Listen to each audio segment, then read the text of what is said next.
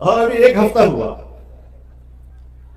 ایک ایسا حلقہ کہ جس کے اوپر سپریم کورٹ نے فیصلہ دیا کہ 5,000 ووٹ ہمیں بوگس لگتے ہیں، یہ صحیح نہیں پڑے، تو 15 پولنگ اسٹیشن پر دوبارہ کیا جائے۔ آپ یقین جانیے کہ 15 کے 15 پولنگ اسٹیشنوں پر جو آدمی ناکام ہے اسی کو کامیاب قرار دے دیا گیا، اور ہم کامیاب تھے، ہمیں نیچے کر دیا۔ اس وقت بھی ان کو عقل نہیں آئی، عوام تھوک رہے ہیں اس کردار کے اوپر، لعنتیں بھیج رہے ہیں لوگ اس کردار کے اوپر، مذمت کرتے ہیں لوگ اس کردار کی۔ چوری تشتزبام ہو چکی ہے، اور جب چوری تشتزبام ہو جائے تو پھر اس کو چوری نہیں کہتے، اس کو ڈاکہ کہتے ہیں۔ تو عام آدمی کے حق پر میرے والد صاحب رحمہ اللہ کی رائے یہ تھی کہ ووٹ بیعت ہے، بیعت بالواسطہ بھی ہوتی ہے، بلا واسطہ بھی ہوتی ہے۔ صدارتی نظام میں آپ ایک ولی الامر کو براہ راست ووٹ دیتے ہیں، اور پارلیمانی نظام میں آپ ایک ولی الامر کو بالواسطہ دیتے ہیں، اپنے حلقے سے نمائندہ منتخب کرتے ہیں، وہ آگے جاتا ہے، وہ وزیر اعلیٰ بھی منتخب کرتا ہے، وہ وزیر اعظم بھی منتخب کرتا ہے، وہ ملک کے صدر کو بھی منتخب کر دیتا ہے۔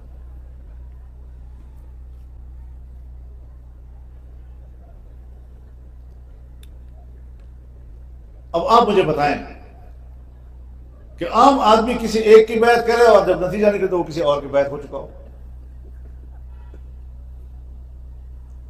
جس کے ہاتھ پر کسی نے بیعت ہی نہیں کی اور وہ کہتا ہے میں ولی الامر ہوں، اس کو تو شریعت میں بھی ولی الامر تسلیم کرنا جائز نہیں۔ ایک پریس کانفرنس میں میرے پاس میں نے دیکھا کہ ایک طالب علم جیسا آدمی بیٹھا ہوا ہے، اور اس نے مجھ پر ایک سوال کیا، لگتا ایسا تھا کہ کسی استاد جی نے پڑھایا ہوگا۔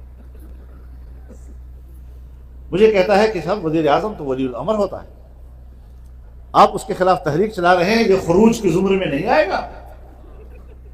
بتاؤ۔ میں نے کہا جی جس کے ہاتھ میں نے بیعت ہی نہیں کی وہاں خروج کا کیا مطلب؟ میں داخل ہی نہیں ہوا تو خروج کیسے؟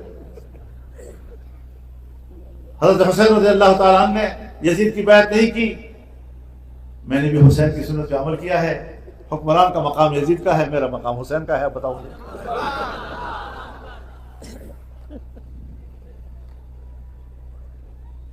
اور پھر اللہ رب العزت ایک آیت میں 2 باتوں کا ذکر کرتا ہے اور عطف کے ساتھ کرتا ہے۔ قل اللہم مالک الملک تؤتی الملک من تشاء وتنزع الملک ممن تشاء، یہ ایک بات۔ وتعز من تشاء وتذل من تشاء، یہ دوسری بات۔ تو کبھی تو ایسا کرتا ہے کہ اللہ اقتدار بھی دیتا ہے اور عزت بھی دیتا ہے، کبھی صرف عزت دیتا ہے اقتدار نہیں دیتا، کبھی صرف اقتدار دیتا ہے پھر عزت نہیں دیتا۔ تو یہ جو ہمارے حکمران ہوتے ہیں ان کو اقتدار تو مل جاتا ہے پھر عزت نہیں ملتی۔ تو میں نے کہا اقتدار تو یزید کو ملا، عزت حسین کو ملی۔ تو انشاءاللہ العزیز ہم نے محنت کرنی ہے اور نتائج اللہ پہ چھوڑنے ہیں۔ اللہ کے امت پر 2 احسانات ہیں، ان احسانات کو سمجھنے کی کوشش کرو۔ ایک یہ کہ ہم پر جدوجہد لازم ہے، محنت لازم ہے، کوشش لازم ہے، نتیجہ ہماری ذمہ داری نہیں ہے۔ اللہ چاہے تو مرتب کر دے، اللہ چاہے تو نہیں۔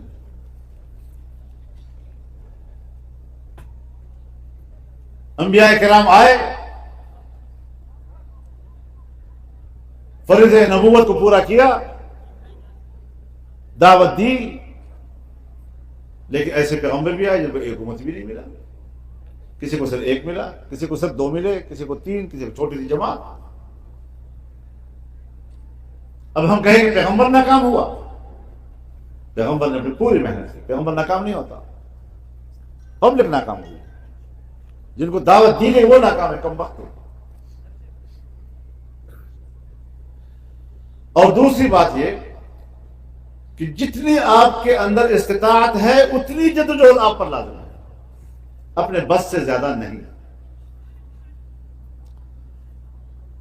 اور اس استطاعت کا فیصلہ آپ نے ماحول کے اندر کرنا ہوگا کہ جس ماحول میں آپ ہیں، جس نظام کے اندر آپ رہ رہے ہیں، جس طرح کے حالات سے آپ کا مقابلہ کرنا ہوتا ہے، اس ساری چیزوں کو جانچنے کے بعد اپنے حکمت عملی بنانے ہوتے ہیں۔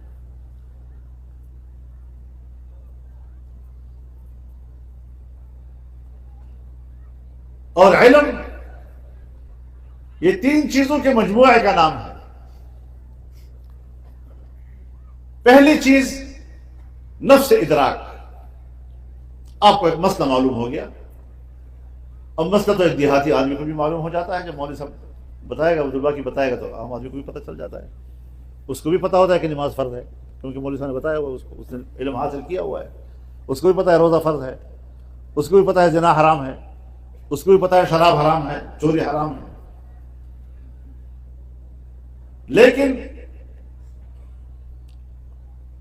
جہاں مسئلے کا نفس ادراک آپ کو ہو جائے، پھر آپ کو یہ بھی علم ہو کہ اس مسئلے کے پیچھے علت کیا ہے،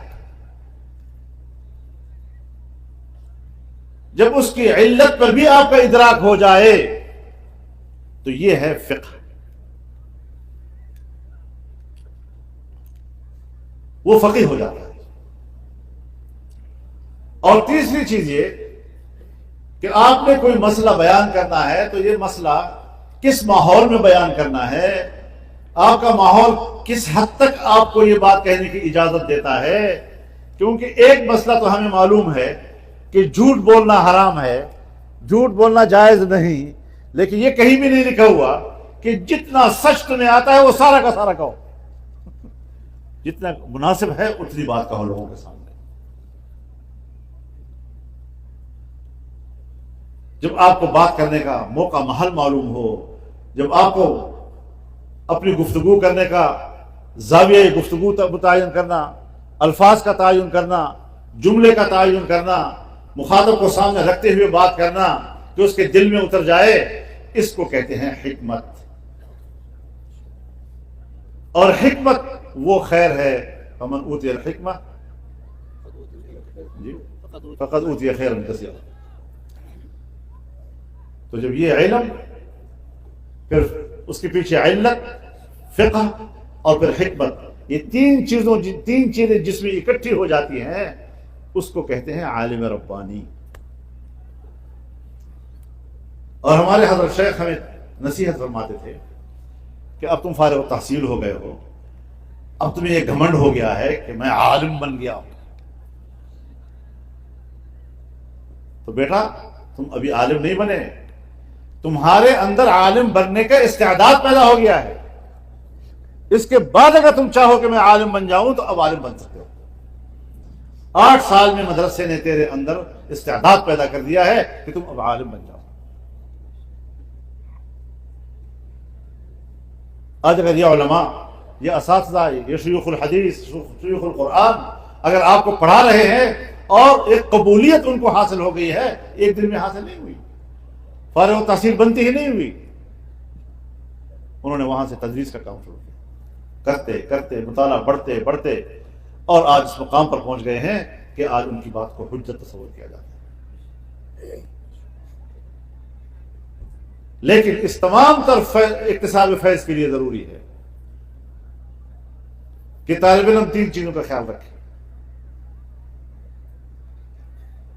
چونکہ اس کا تعلق مدرسے کے ساتھ بھی ہے، اس کا تعلق کتاب کے ساتھ بھی ہے، اس کا تعلق استاد کے ساتھ بھی ہے، اور تینوں سے وہ اکتساب فیض کرتا ہے۔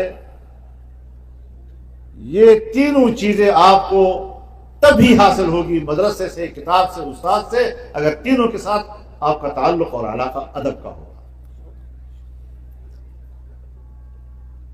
آداب ختم ہوتے جا رہے ہیں، رشتے کمزور ہوتے جا رہے ہیں، ان رشتوں کو مضبوط کرنا ہے تاکہ صحیح معنوں میں آپ ایسے عالم بن جائیں کہ آپ کے علم کی برکت سے لوگ مستفید ہوں اور آپ کے چشمے جاری ہو جائیں۔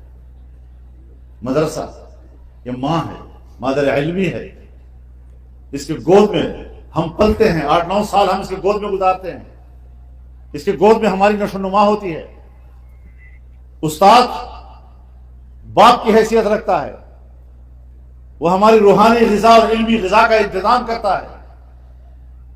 یہ کتابیں جو ہم پڑھتے ہیں، یہ کتابیں ہمارے اس غذا سے بھری ہوئی ہیں، یہ ہماری روحانی ارتقاء اور اس نشو و نما کا سامان ہے، ذخیرہ ہے۔ اور استاد ساری رات مطالعہ کر کے ایک طالب علم کی استعداد کے مطابق اس سارے ذخیرے سے غذا چن چن کر آپ اس کو عطا کرتا ہے۔ اس کا نام ہے ہمارا دینی مدرسے کا نظام۔ یہی سے آپ کی سیاست اٹھتی ہے،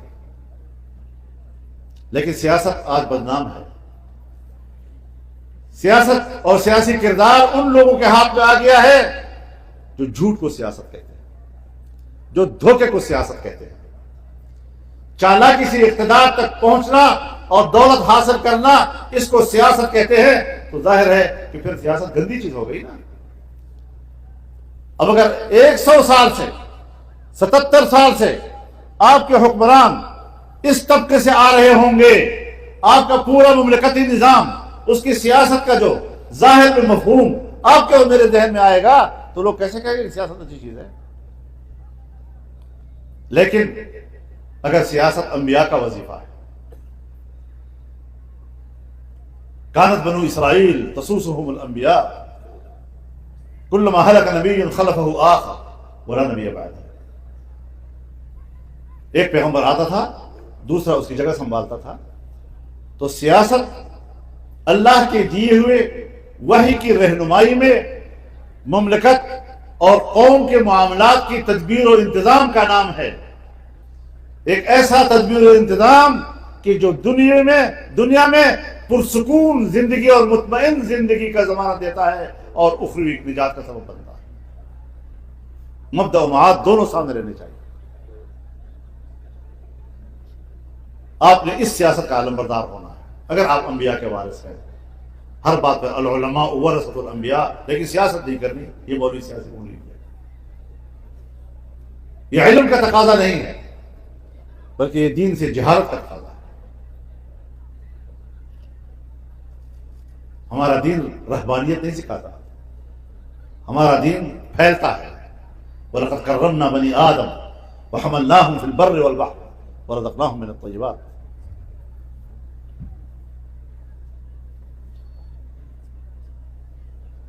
ان تعلیمات کے روشنی میں اگر ہم مملکت کے نظام میں کردار ادا کریں، عوام کے فلاح و بہبود میں کردار ادا کریں، قیام امن میں کردار ادا کریں، انسانی حقوق کے تحفظ میں کردار ادا کریں، اور شریعت کے مطابق لوگوں کو انسانی حق عطا کریں، تو اس سے بڑھ کر اور ایک مبارک وظیفہ کیا ہو سکتا ہے؟ جو لوگ جہاں جہاں جس محاذ پر، یہ مدرسہ بھی ہمارا محاذ ہے، یہ خانقاہ بھی ہمارا محاذ ہے، دعوت بھی ہمارا محاذ ہے، حکومت بھی ہمارا محاذ ہے، سیاست بھی ہمارا محاذ ہے۔ شریعت تو جامع دین ہے، تمام شعبوں کو مکمل کرتا ہے۔ اب آپ صرف مولانا مختار الدین صاحب کو پیر کہتے ہیں، مجھے نہیں پیر کہتے، حالانکہ میں اس سے بڑا پیر ہوں، اور آپ شیخ الحدیث اس بزرگ کو کہتے ہیں، حالانکہ میں اس سے بڑا بزرگ ہوں۔ ہر سب کو میں نہیں پڑھا سکا، اب اس وقت میری حیثیت ان کے طالب علم کی ہے، لیکن اگر میں پڑھاتا تو آپ میرا مقابلہ نہ کر سکتے۔